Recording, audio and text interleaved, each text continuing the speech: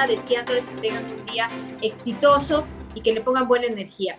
Hoy vamos a tener a dos grandes invitadas y me encanta. La una yo le digo tocaya porque la conozco y le tengo muchísimo cariño. Ella es Carla Moncayo Ceballos y en la segunda parte de la entrevista va a estar con nosotros Daniela Fuentes Moncada. Ellos nos van a explicar sobre una organización que se llama Tela de Araña, los diferentes proyectos que están llevando a cabo y sobre todo uno que me llamó muchísimo la atención, que es el trabajo que realizan con los niños y las madres que se encuentran en los centros de reclusión. Están en uno en específico que ellas nos van a contar cuál es el trabajo que se está haciendo para la rehabilitación.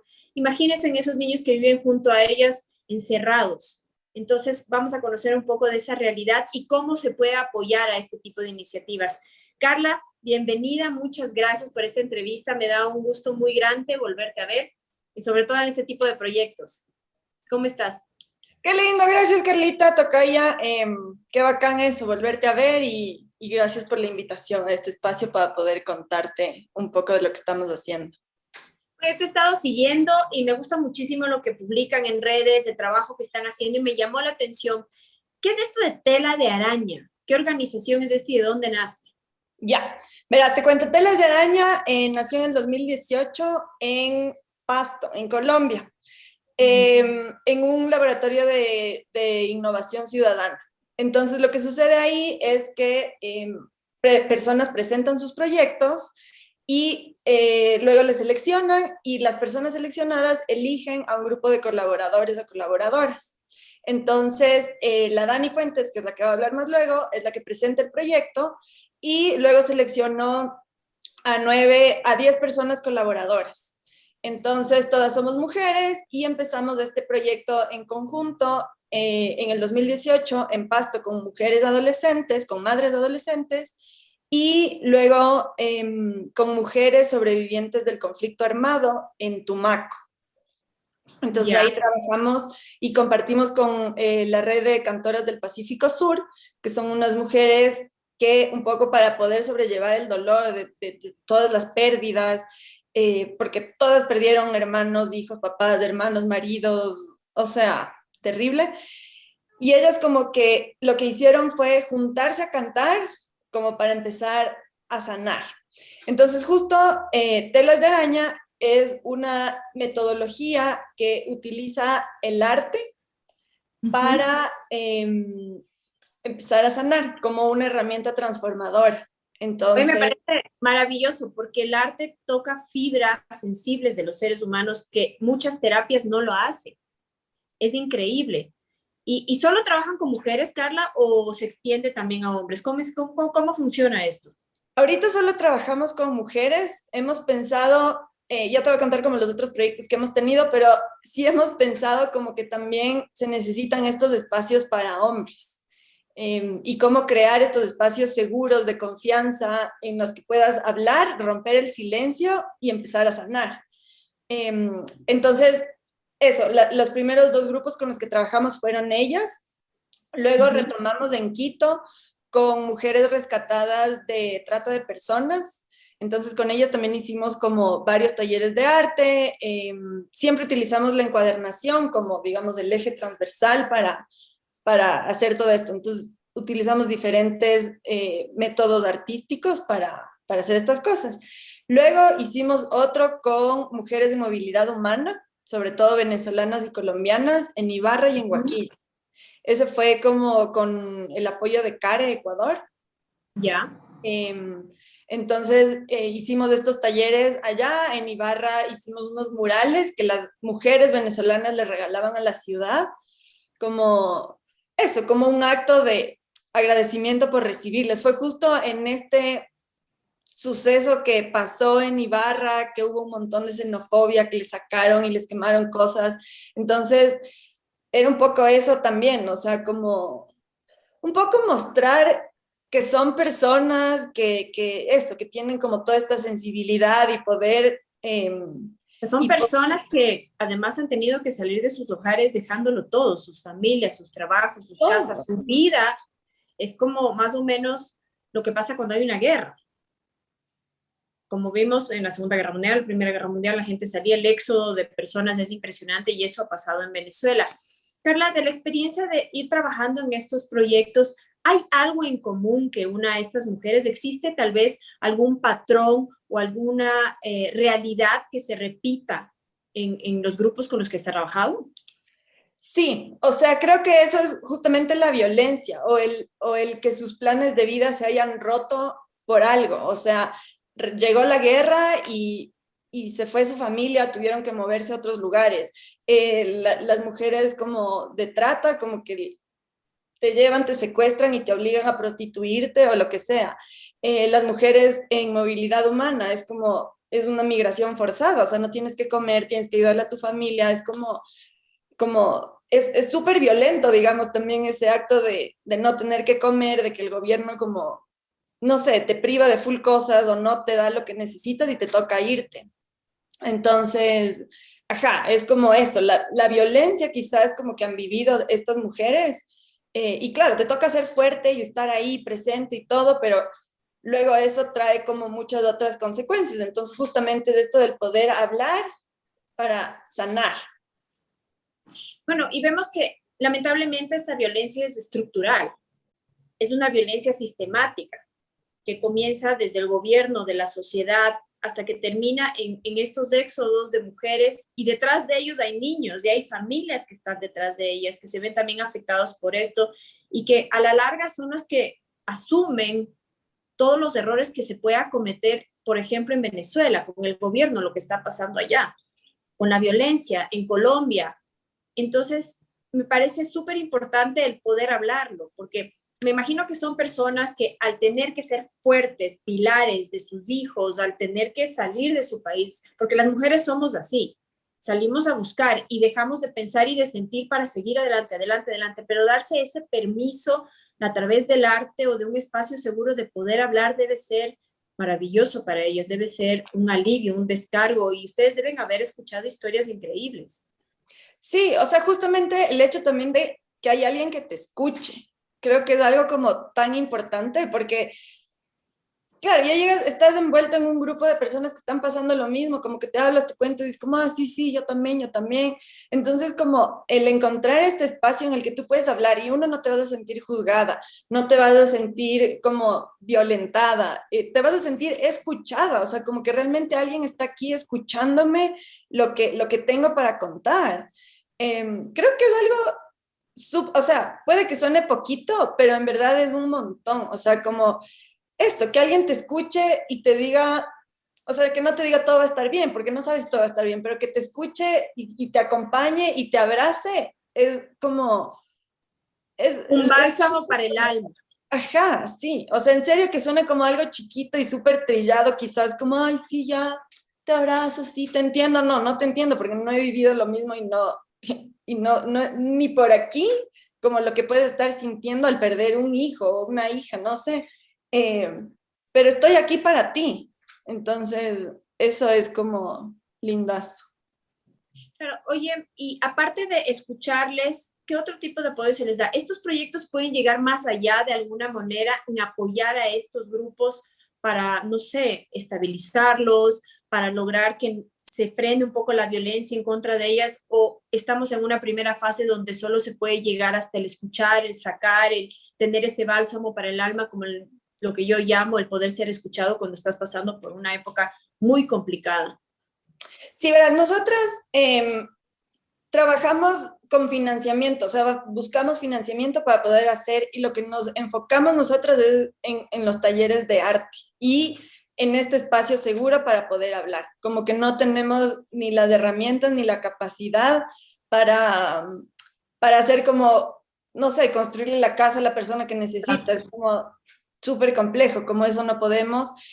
Lo que tratamos de a veces ser es puente entre otras organizaciones como, oye, hay este caso en específico y hablar, no sé, con la Secretaría de Derechos Humanos, como esto está sucediendo, como le pueden dar atención psicológica más, como, más específica o más a largo plazo o cosas así, pero sí, mucho más allá de eso, como que no podemos hacer tanto. Es decir, es un primer paso para poder abrir esos espacios seguros y dar a esas mujeres un aliento para seguir adelante, porque tú necesitas como un momento para respirar, para poder descargar y continuar con tu problema, porque como tú lo dices, no es que le puedes decir todo va a estar bien, porque la verdad no es esa, sino que estás viviendo una realidad que es compleja, que ni siquiera los gobiernos pueden dar una respuesta adecuada al respecto, menos aún una organización que está haciendo lo posible para, dentro de la medida que esté en sus manos, el poder ayudar, escuchar,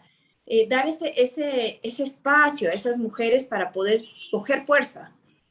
Sí, y también lo que hacemos es como crear esta red, o sea, la red de las arañas, en la que se van conociendo y se van creando como estas amistades, estos apoyos. Cuando estuvimos en Guaquillas, por ejemplo, era como, estábamos trabajando con mujeres venezolanas y era como, yo también era de ahí, yo también, y no sé qué, y hacíamos esto y conversaban y se empezaron, fue súper lindo porque empezaron a hacer comunidad, o sea, como, vecina, yo tengo esto, te ayudo, voy a ir a salir a vender, no sé, donas en la calle, como ya, yo también. Entonces como que se crean estas redes, que también es súper chévere, como estas redes de apoyo entre ellas, entre las arañas con las que hemos ido trabajando. Entonces también como es súper lindo Pero y como mira que es algo valioso. súper valioso, porque si tú te pones a ver a aquellas mujeres que son emprendedoras, que tienen, como dices, preparan pasteles, donas o venden cosas, cuando se arman estas telas de arañas, estas redes, estas comunidades, también te sirve para poder reactivarte económicamente de cierta manera. Puede ser que no sea en gran manera, pero sí, y empieza a tener contactos y tal vez algún momento te puedes apoyar en tu otra compañera que esté en otro lado o hacer contactos para llegar hasta una autoridad y me parece eso muy valioso, porque la verdad, el mundo funciona con contactos, con redes, con telarañas, es impresionante, está muy bien descrito el trabajo que ustedes hacen y cómo funcionan las cosas. ¿Cuál es el siguiente paso? Ya, esta última edición que hicimos fue en el Centro de Privación de Libertad, en Chillogallo, que es, ahí están, es este centro de atención prioritaria donde están madres, mujeres embarazadas y madres con sus guaguas hasta los 3 años de edad. Okay. Entonces, sí, están ahí como cada una a diferentes tiempos, hay diferentes como delitos, se podría llamar, con lo que están ahí. Entonces, hay unas que tienen como condenas de 20 años, hay otras que tienen menor condena, cosas así. Entonces, claro, lo que sucede es que cuando sus guaguas cumplen 3 años, ellas regresan, si que tienen una condena más larga que eso, regresan a la cárcel principal donde estaban y los guaguas van donde algún familiar. Si es que no consiguen algún familiar, entran como al servicio de adopción. Entonces, como súper fuerte Okay. eso. Creo que la mayoría con las que hemos hablado, como que tienen familiares que luego los pueden recibir a los guaguas hasta que ellas terminen como su condena ahí. Y eso, estuvimos trabajando. Sé que Dani nos va a dar los detalles de este proyecto un poco más a fondo de cómo está funcionando. Para el financiamiento, Carla, ¿qué es lo que están haciendo ustedes? ¿Hacia qué organizaciones? Y si es que alguien que nos esté viendo el día de hoy quiere apoyar esta red de trabajo hacia mujeres en distintos proyectos, ¿cómo lo puede hacer? Claro, se nos podrían contactar. Nosotros lo que hacemos es buscar fondos, aplicar a diferentes cosas. Por ejemplo, a CARE, el otro fue con el municipio de Quito. Este último que hicimos fue con apoyo de la Embajada de Australia.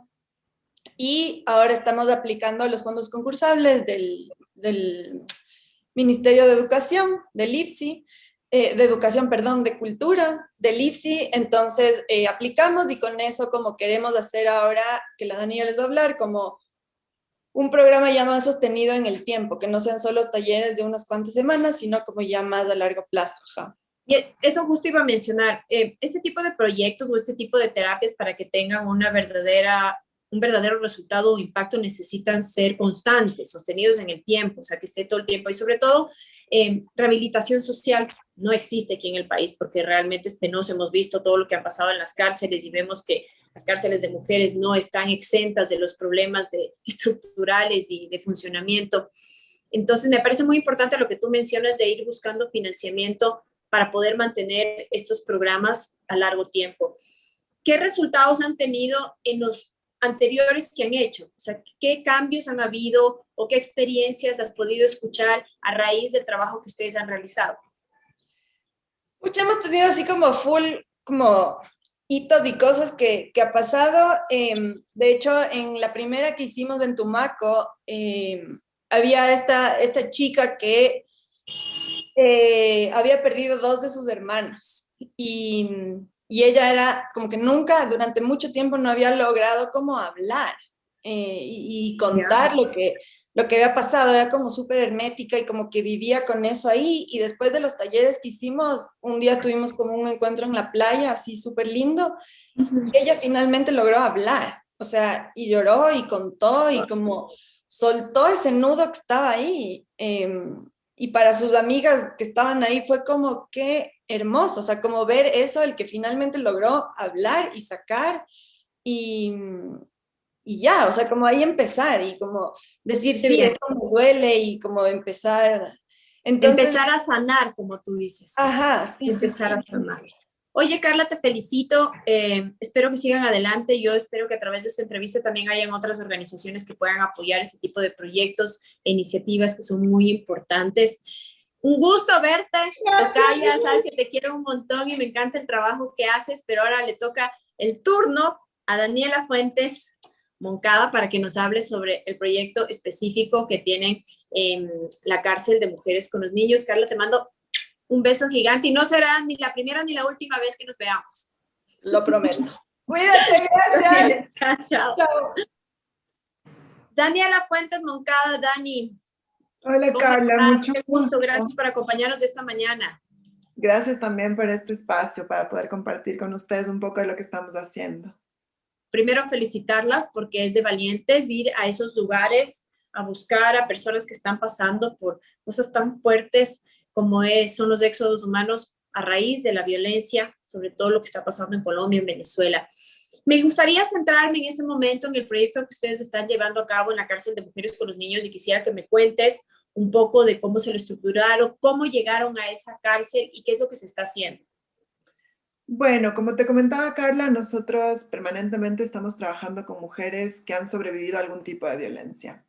Y en medio de la crisis penitenciaria que vive nuestro país, nos enfrentamos a la decisión de trabajar en esos espacios.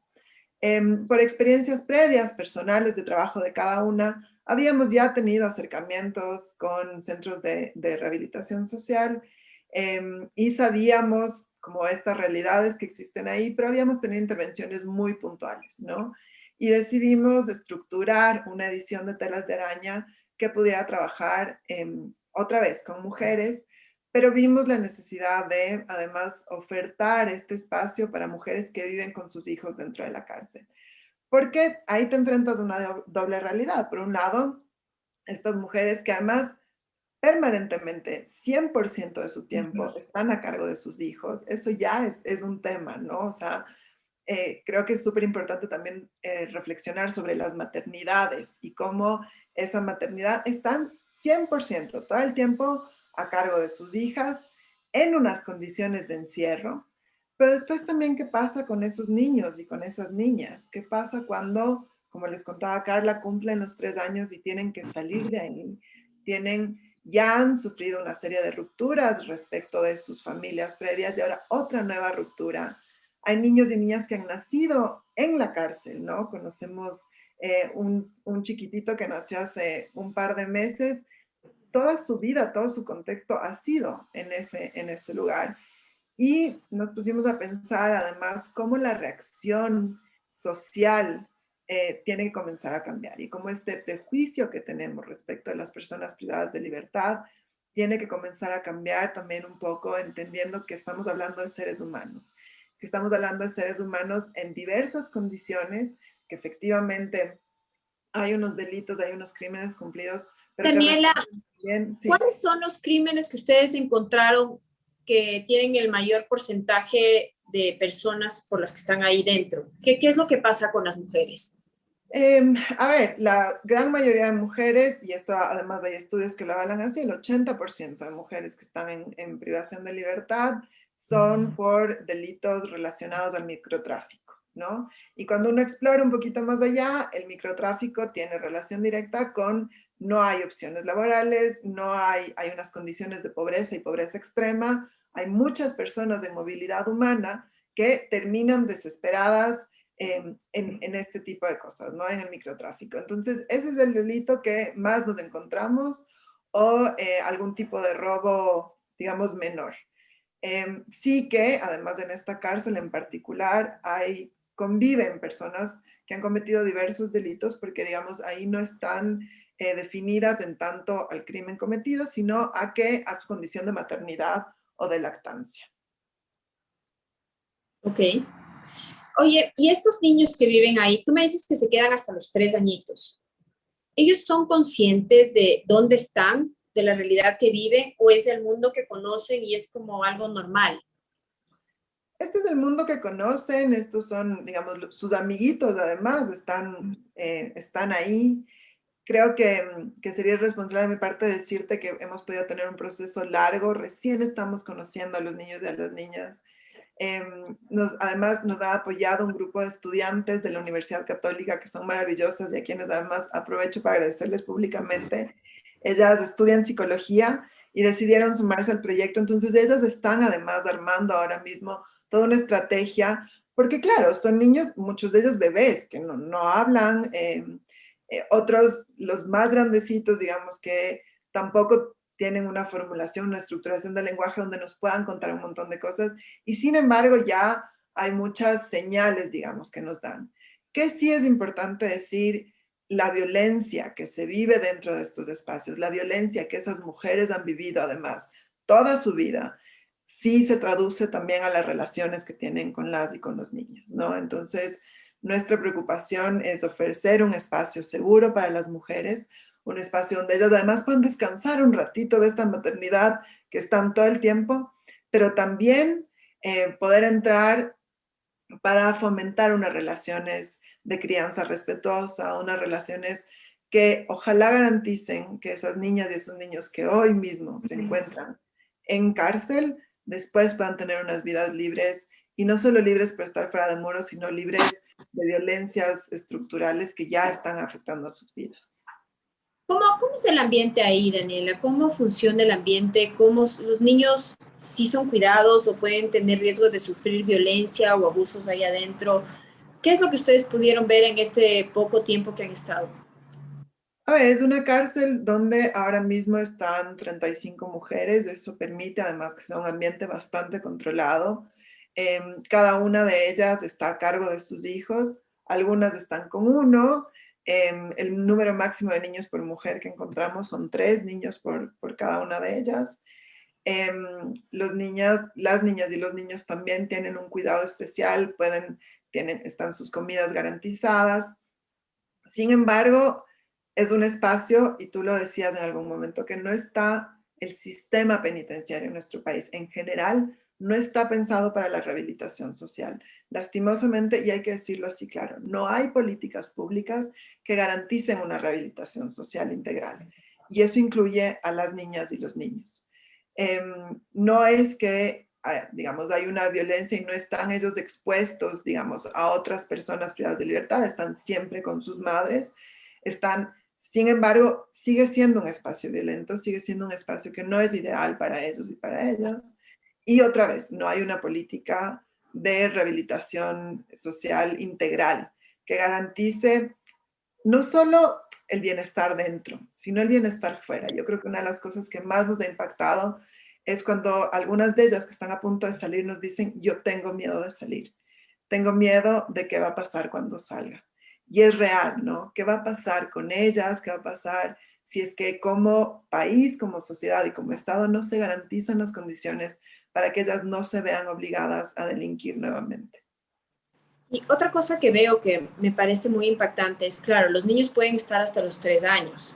Si es que hay un familiar que no sabemos qué tan buen familiar puede ser o cómo le vayan a tratar al niño, porque no sabes, y para una madre ser separado de su hijo es lo peor que le pueden hacer. Ese estrés que se debe generar al momento que sabes que ya tu hijo va a cumplir 3 años y ya se lo van a llevar y estás dentro de un sistema que no es organizado. Vemos que las adopciones lamentablemente el sistema de adopciones de aquí tiene muchísimas carencias, más aún los sistemas de seguimiento social hacia las familias que se llevan esos niños. Debe ser un impacto también muy fuerte tanto para la madre como para el niño. ¿Qué pasa? ¿Qué procesos? ¿Ustedes han podido averiguar qué procesos se siguen cuando salen esos niños? Lastimosamente hay falencias y hay serias falencias en el sistema. El sistema de adopción de nuestro país más o menos demora 2 años, ¿no? En poder asignar en buenos términos a un niño a una familia. Y además se conoce, sabemos que son los niños más chiquititos, digamos, los que logran ser adoptados por familias, no niños que tienen discapacidad, por ejemplo. Entonces, mientras más grande es el niño o la niña, más difícil es que pueda ser adoptado, ¿no? Entonces, eso ya es un tema. Lo que intenta hacer el sistema ahora mismo es encontrar un familiar que pueda acompañar y que pueda hacerse cargo de estos niños. Ese familiar es la abuela, la tía.